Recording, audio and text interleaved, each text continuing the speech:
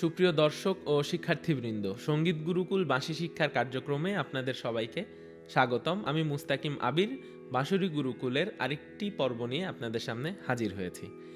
আজকে আমরা ঝালার আরেকটি লেসন নিয়ে আপনাদের সামনে হাজির হয়েছি, যেখানে ঝালার একটি এক্সটেনশন নিয়ে আমরা কথা বলবো। অর্থাৎ হায়ার অক্টেভে তার সপ্তকে আমরা ঝালাকে কিভাবে বাজাই তাই নিয়ে আজকের আলোচনা। সাধারণত ঝালাতে আমরা লোয়ার অক্টেভে মন্দ্র সপ্তক এবং মধ্য সপ্তকে আমরা যেটা করি, নতুন নতুন রিদমিক প্যাটার্নের কনসেপ্ট নিয়ে আসি। নতুন নতুন হচ্ছে তালের সাথে কাজ করা, তান, কম্পোজিশন, এই জিনিসগুলোকে আমরা হচ্ছে মধ্য সপ্তকে বাজাই এবং একে আমরা একটি গল্পের মতো তৈরি করে করে আস্তে আস্তে হায়ার অক্টেভ কিংবা তার সপ্তকের দিকে যাই। তার সপ্তকে গিয়ে আমরা চেষ্টা করি ঝালাতে একটি ক্লাইম্যাক্স ক্রিয়েট করার জন্য, অনেকটা গল্পের মতোই, এবং এরপরে আমরা তেহাই দিয়ে আমাদের পুরো ঝালাটাকে শেষ করে নিয়ে আসি।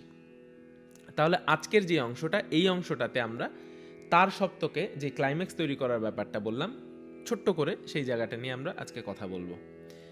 তাহলে আলোচনা না বাড়িয়ে আমরা চলে যাই আমাদের লেসনে। আপনারা সবাই খাতা কলম নিয়ে বসেছেন আশা করি। আপনারা নোটগুলো লিখে নিন। প্রথমে হচ্ছে নি সাসা, নি হাইফেন তারপর সাসা, নি সাসা রে সাসা গা সাসা রে সাসা। এটা তার সপ্তকে হবে এবং এটাকে দুইবার রিপিট করতে হবে। তাহলে নি সাসা রে সাসা গা সাসা রে সাসা।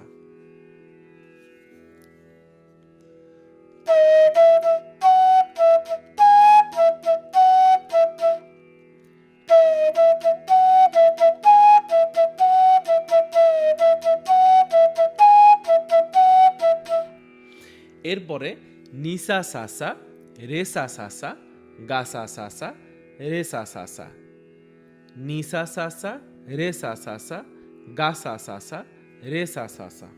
আমরা স্ট্রোকের দিকে খেয়াল করব।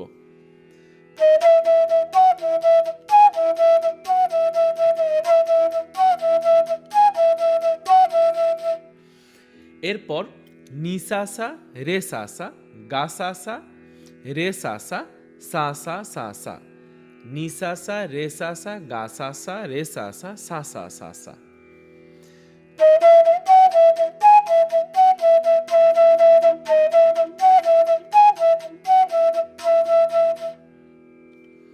তাহলে একসাথে যদি পুরোটা আমরা বলি তাহলে কেমন হবে? 1 2 3 4, নি সাসা রে সাসা গা সাসা রে সাসা, নি সাসা রে সাসা গা সাসা রে সাসা, নিসা সাসা রে সাসা গা সাসা, নিসা সাসা রে সাসা গা সাসা রে সাসা, নিসাসা রে সাসা গা সাসা রে সাসা সাসা সাসা, নিসাসা রে সাসা গা সাসা রে সাসা সাসা সাসা। তাহলে আমরা বাজাই পুরোটা একসাথে।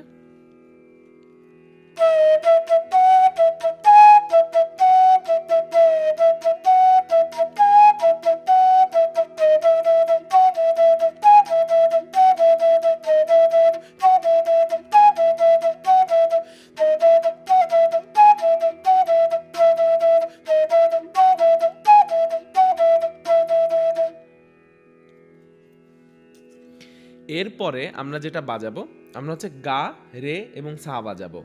গা রে সা, এবং এই গাতে যাওয়ার সময়, সা থেকে গাতে যাওয়ার সময় আমরা একটা ব্রিজ তৈরি করব।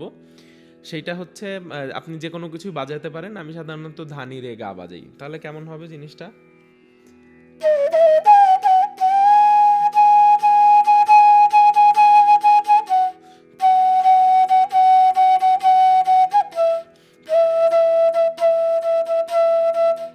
এরপর আমরা সাতে কিছুক্ষণ দাঁড়াবো, একটা সার্কেল দাঁড়াবো।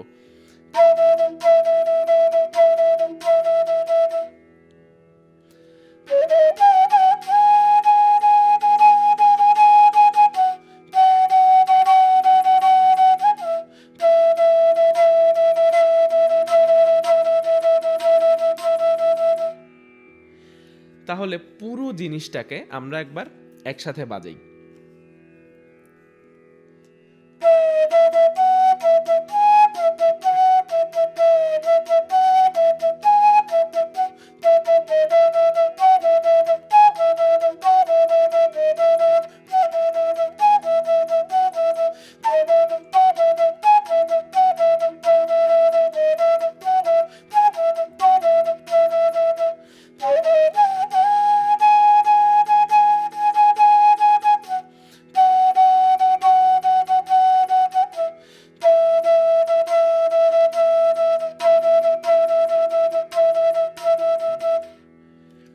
একে 3 তালের উপর বাজাই তাহলে কি হয়? ধা দিন দিন দা, ধা দিন দিন দা, না তিন তিন না, ধা দিন দিন দা, ধা দিন।